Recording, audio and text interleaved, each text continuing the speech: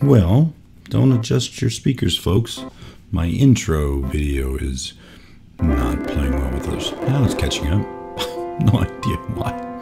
Okay, we're going to start in 7 minutes and change. Okay, see you then.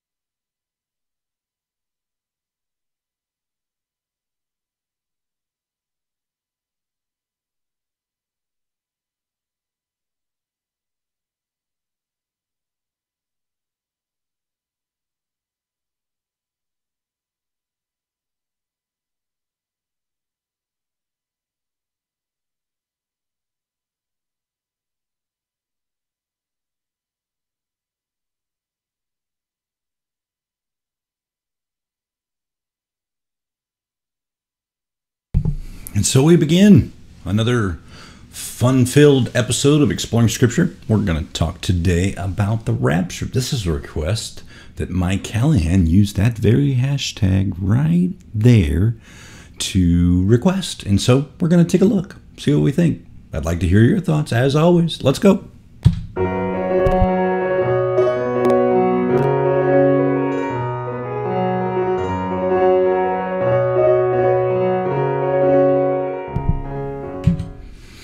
Okay, well, let's kick this off, shall we? So, the rapture, that's a pretty difficult subject to nail down. There's lots of opinions, lots of theories about what it's going to be. I have my own. I'm going to turn my ears down a little bit here. It's a little bit loud. Okay, that's better. I have my own theories about what it means, but they're not really my own. They're ideas that I've gleaned from other people. And so we're going to take a look at a couple of those people today, and we're going to throw some scriptures in, and I think it's going to be an interesting show. So let me kind of set the stage for you here a little bit. So the theory is, or the prevailing theory, is that when Jesus comes back, he's going to take up all of the disciples, all of the believers, the Christians, up to heaven, and the rest of the world is going to be wondering what happened to all these people, right? So that's what we're going to look at today and see if there's any biblical truth behind that, or if that's just the popular movie analogy, or whether was there some literal or literary license taken in that. Or was there some biblical evidence for that? And so, as you know, any good scholar has to have some standards, right? Has to have, any sort of basis from which to say if the research meets these qualifications, then we can consider that a valid point of reference. Okay, anytime you're trying to persuade somebody, this is a bit of a review for those that haven't seen all of the shows. Anytime you're trying to persuade somebody of your position on something, whether it's the rapture or some other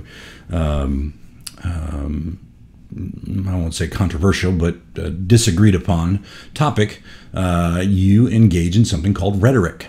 Now, that's kind of a fancy word. What does rhetoric mean? Rhetoric means your attempt to persuade others to your way of thinking. And now, if you recall from a few episodes ago, we talked about the guy that sort of laid the groundwork for rhetoric and really thought about it, a philosopher named Aristotle. And so just as a quick review, he came up with three fundamental things that are required for rhetoric. He called them logos, pathos, and ethos. Logos is a Greek word that actually means word, but he used it. He was a Greek philosopher, and he used it to mean logic. And so that word has multiple meanings, but he said you can have a logical argument, which is what appeals to me the most, because I'm, as many of you know, I'm a computer guy and a tech guy, and so logic really, really works for me. So there's logos, and now ethos is credibility in a sense. It's a sponsorship by an athlete for a given cereal or a given sportswear or something like that. The product itself doesn't stand on its own 2 feet. It needs to borrow ethos from somebody that is renowned, somebody with a reputation. And so ethos is the credibility, to oversimplify it. Really, it's more than that, but so we've got logos and ethos, and the third is pathos, or pathos, whichever way you want to pronounce it, and that is an emotional argument. And we've kind of used the ASPCA commercials as a as an example of that, and that kind of tugs at your heartstrings and gets you to have an emotional response. And so with those three things in mind, this show is going to be rhetoric. This episode, well, the whole show is rhetoric, really. But if you keep those three principles in mind from our good friend Aristotle, perhaps you can pick up which of those three that I am using. And so when I did my research this morning for my quiet time, I remember having read various scriptures about the end times and what the rapture was going to be and that sort of thing. But you know what? It wasn't condensed in one place. And so to find all of the references was really challenging. And as you know, and hopefully you agree, that the Bible is the standard by which we live. That's its ethos. It is its own argument. We trust that it is speaking the truth. It is God's inspired word. And so if we can agree that whatever we find in Scripture has credibility, then we need to include that in our discussion. And we need to put some reliance, some measure of reliance on what the Scriptures have to say. So we're going to look at some Scriptures. But I didn't feel like that was enough. I needed more, because when I read the Scriptures, I figured out that it leaves some questions unanswered. And so I decided I was going to look for some people that have scholarly backgrounds that have studied this out and can use the Scriptures that I found as part of their rhetoric to help me understand more fully what it's going to look like, and are we really going to leave the non-believers behind, and what is it going to look like? And so I found two articles, and I tweeted them just a moment ago. One by the name of Dr. John Oakes.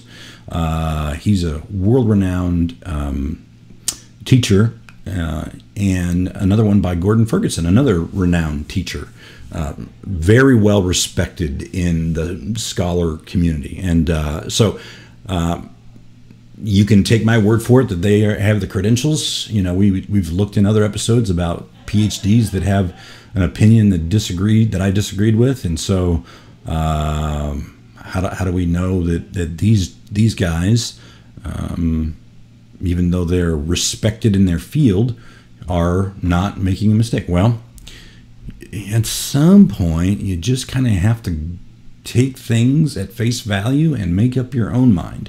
But I think it's worth looking at the credibility of and the background of Dr. John Oakes and see what his background is a little bit. He's got a pretty long bio on his page. We won't go over all of it, but because this isn't a show about the teachers, but it is about building a case for why we believe what we believe, and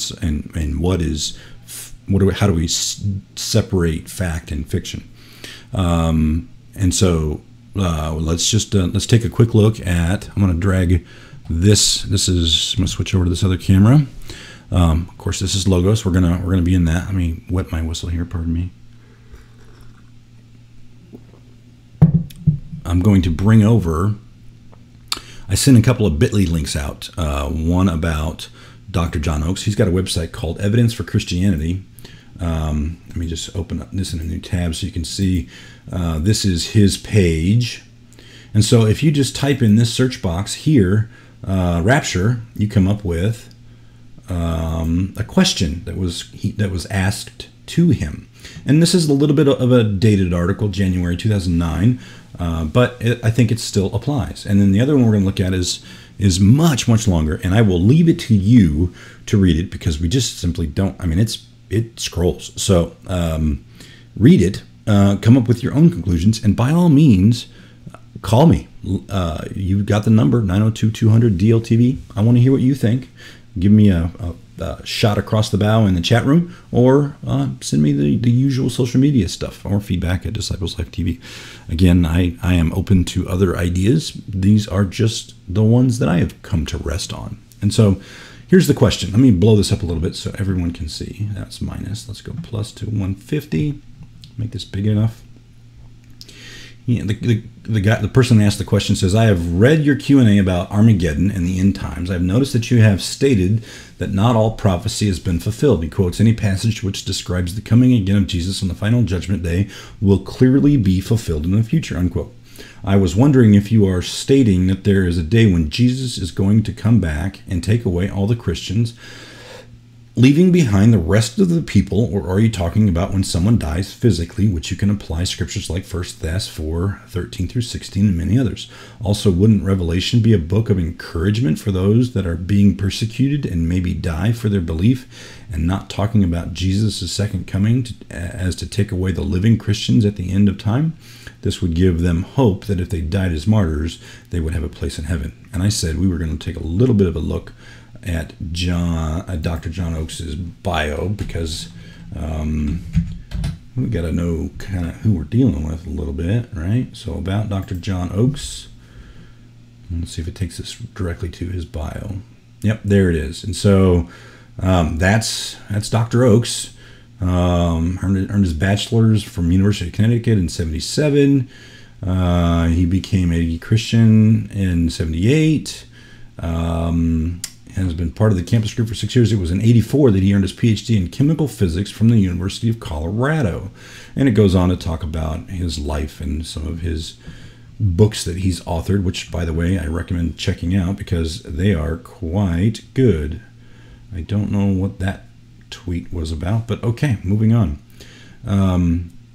So he published many good books. I would recommend you check some of those out. Especially church history. And what? I'm going to have to mute my watch because it is making a lot of noise. Oops, now I just paged my iPhone. That's not what I meant to. Oh, no, I'm doing it again. Stop. Sorry, guys. There we go. Okay, so now my watch should stop dinging, at least for now. So anyway, so his background is in chemistry, but he's been a disciple for a very long time, and the one thing that you can say in general about PhDs is that they are scholarly minded. I mean, it takes a lot of work to get a PhD. Now, we found a PhD the other day that I didn't agree with, but that's okay. I happen to agree with Dr. Oakes here in his response. You read it for yourself and see if you agree. And we're going to look at the scriptures that lend ethos to his argument. So let's go back to that page and start reading his answer. It's not a very long answer, but let's just read it. There's a common teaching amongst evangelicals that there will be a, quote, rapture, unquote, at which point the Christians will be taken up, leaving behind the non-Christians on earth. This is portrayed in bumper stickers, popular movies, and books, and talked about in sermons. The problem with this teaching is that the idea is I think he meant not, found in the Bible. Okay. There are a lot of false or speculative ideas about the end times out there, and this is one of them. The verse most commonly used is 1 Thess 4:16. So let's pull that up. Actually, I think he quotes it, so we'll just read his quote. Here, Paul describes the Christians saying, "We, after that, we will still be alive, and we who are still alive and are left will be caught up with them in the clouds to meet the Lord in the air, and so it will be so, and so we will be with the Lord in the air." I'll stop there for a second, just as a frame of reference to add just a little bit more information. He's quoting the New International Version. I looked it up just to be sure we knew where he was getting his verse from. And he says, whether or not this being caught up in the clouds is literal or not is debatable. But in any case, there's absolutely no mention of non-believers being left behind to wonder what happened to the Christians. So let me just pause there and ponder that for just a moment. So you see it in the movies that, I remember seeing a preview for a movie. I don't recall the title of it now, where these people are out on the park and some of them are playing frisbee, others are swinging on the swings, and some of them just disappear. And people are wondering. In fact, I think,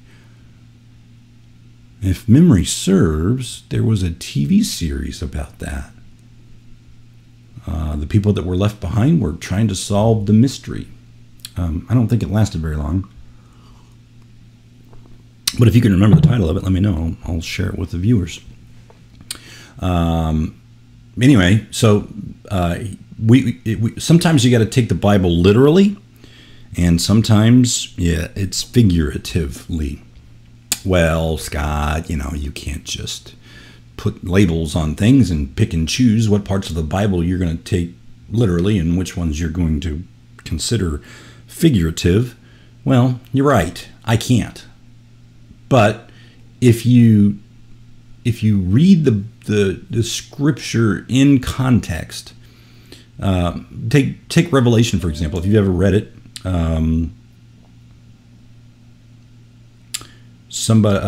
Mike wants to know, am I talking about Revelation Road? I haven't. Let me look at my drives. Maybe that's the name of it. I don't specifically recall, but yeah, take a look.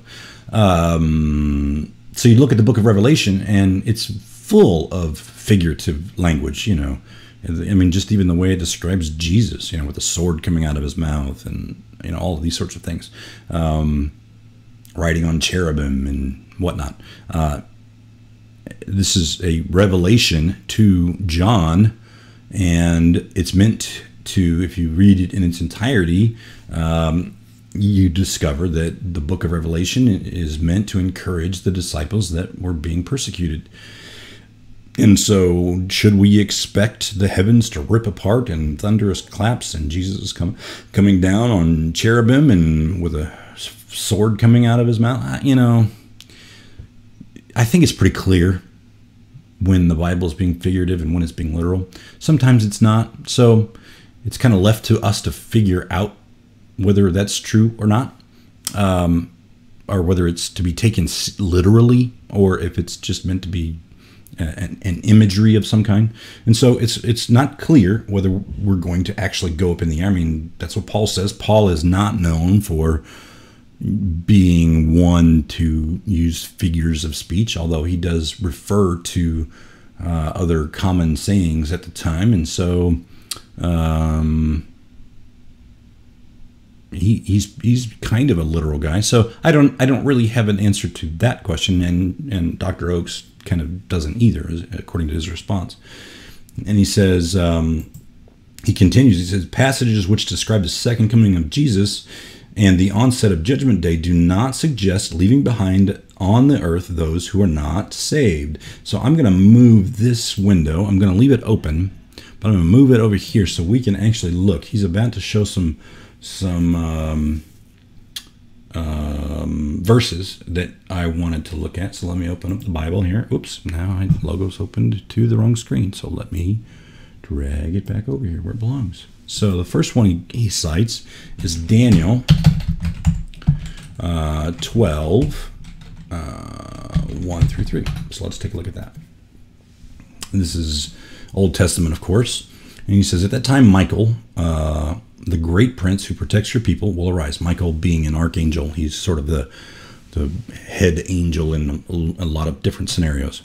Mike found the story. It is the end of days, and he gives it's on the History Channel, shows Revelation the end of days. So that sounds like a documentary. So anyway, that's worth looking at. I haven't looked at that, at least not that I can recall. So anyway, let's continue to read in Daniel. Michael, the great prince who protects your people, will arise. There will be times of distress such as has not happened from the beginning of nations until then. But at that time, your people, everyone whose name is found written in the book, will be delivered. Multitudes who sleep in the dust of the earth will awake, some to everlasting life, others to shame and everlasting contempt. Those who are wise will shine like the brightness of the heavens, and those who lead many to righteousness like the stars forever and ever.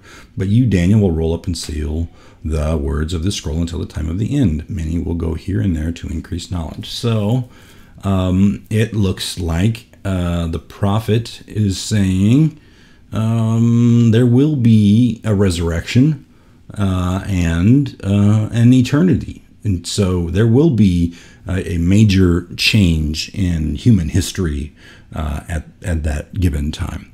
But it doesn't say that there will be people left behind, as we often hear in Scripture. In fact, it describes a little bit further, and it kind of gives some more figurative language about what happens to everybody else, and we'll take a look when we get there. But let's continue. Matthew 24, 30 and 31. This is in red, so this is Jesus speaking. Then will appear the sign of the Son of Man in heaven, and all the peoples of the earth will mourn when they see the Son of Man coming in the clouds of heaven with power and great glory. And he will send his angels with a loud trumpet call, and they will gather his elect from the four winds, from the ends of heaven, from one end of the heavens to the other. And then he goes off on a different discourse. And so he kind of alludes to the second coming, and what it will be like. So, but again, it doesn't say that people are going to be left behind. It just says that the elect will be gathered. Okay? And then he reads in Revelation, and again, Revelation is very figurative language, so not to be taken literally per se, but it gives you an idea of what it's going to be like if you can imagine in your mind's eye. In Revelation, it says, "Then I saw a great white throne, and on him was seated, and him who was on it." Let me start again. "Then I saw a great white throne, and him who was seated on it. The earth and the heavens fled from his presence, and there was no place for them." Well, we're already into figurative language. Where did the earth go, and where did heaven go? And we're on earth, so where did he end up? Well, we don't know. It's figurative. "And I saw the dead, great and small, standing before the throne, and books were opened. Another book was opened, which is the book of life. The dead were judged according to what they had done." And this sounds like the judgment day, right? "According to what they had done, as recorded in the books." Verse 13, "The sea gave up the dead that were in it, and death and Hades," which actually means, if we look up the word Hades, it's surprising what it actually means. It means, a lot of people think hell, but it's really the realm of the dead in a sense. And the sense is hell, but it's really, the larger sense is grave. So don't confuse Hades and hell, because they are not necessarily the same thing. Do we know precisely? No. If it's a capital H, it's a proper noun, so it sounds like a place. So it's the place of the dead, the realm of the dead. But that doesn't necessarily mean heaven or hell. So if you know more about that, please share. "Hades gave up the dead that were in them, and each person was judged according to what they had done." Well, again, it doesn't sound like they were in hell, because they hadn't been judged yet. So where is Hades? That's interesting. I thought it was hell until this morning. I learned something, which is the whole point of a quiet time anyway. So I hope you're following along and learning, and post your questions. Let me know what you think. Carrying on here, in "who was judged according to what they had done." Verse 14, "Then death and Hades were thrown into the lake of fire. The lake of fire is the second death. Anyone whose name was not found written in the book of life was thrown into the lake of fire." So death was destroyed. How do you destroy death? It's thrown into a lake of fire. Well, from a logos standpoint, there's not, it doesn't follow a logical argument according to Aristotle's appeals. Ethos, well, it's the Bible, so we trust it to be telling the truth, even if it's couched in imagery and figurative language. Is there an emotional argument here, a pathos argument? Yeah, I kind of think so. I think the whole point of Revelation was to encourage, and that's an emotional response. And so, is there going to be a literal lake of fire? I don't know. I mean, that's what John saw in his revelation. But he also saw a lot of things that don't make sense in a literal way.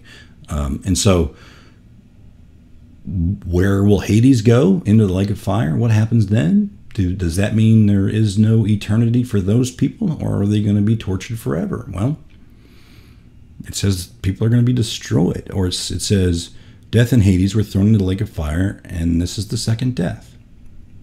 And so it doesn't use the word destroy there like I thought it did. So, is hell the lake of fire? What do you think? I don't know. I mean, we have our own popular beliefs about what hell is going to be in eternity, and there are some that argue that eternity really isn't the same thing as forever. It's a time. I don't know how I feel about that, but I don't know. I don't speak Koine Greek, which is not the Greek that we have today. It's an ancient form of Greek, so I don't speak Koine Greek, so I can't translate this from the original, although I can look it up in Logos, but I don't know. And so we have to kind of take it sort of the way we want, the way we perceive it. Now, I think if you think of what is the point of even saying it? Well, you know, if you're being persecuted, wouldn't it be kind of comforting to know that all those people that are persecuting you and all those people that are killing your relatives and your loved ones are going to be doomed, and there will be a judgment, and just wait, just be patient, and their time will come? Yeah, I think that would be comforting to me, and so. I wouldn't suggest that you take the book of Revelation literally, but kind of think about what's the point. What is the emotional response of what is the pathos of Revelation? I think if you look at it from the pathos point of view, you'll get more out of it than if you look at it from a logos point of view, a literal or an ethos point of view. Even though the Bible is the truth, it's sometimes things are said in a way that is not meant for us to understand. And I think the book of Revelation may be on that list. So let me move this article back over here, and we've got about 3 minutes before we have to wrap. And we'll finish reading Dr. Oakes' answer. And this is the Revelation I just read right here. And others either do not mention this thought, let me back up, passages which describe the second coming of Jesus and the onset of judgment day do not suggest leaving behind the earth of those who are saved, and others either do not mention this thought or imply there is a simultaneous resurrection of all to face judgment at the end time. And let me scroll here. He says, I definitely agree that Revelation is a wonderful book, which was certainly intended to be an encouragement for those who are persecuted and even killed for confessing Jesus. And then he signs it. And so that's Dr. Oakes' take. I think he did a really good job of looking in the scriptures to find the relevant ones. I'm not aware personally of any others. Maybe you are, and if you are, add them to the discussion. Let's not just leave it at the end of the half. Let's add to the discussion. And so that's Dr. Oakes' take. I like that take. I agree with that. I agree with his interpretation and the way he saw the scriptures and what they meant. So let's pull up. I want to show you Gordon Ferguson's article. And this was just done with a search on his main page to search for rapture. And you get this article, and you can see it is quite long. And I mean, it scrolls and scrolls and scrolls. So I haven't read this yet.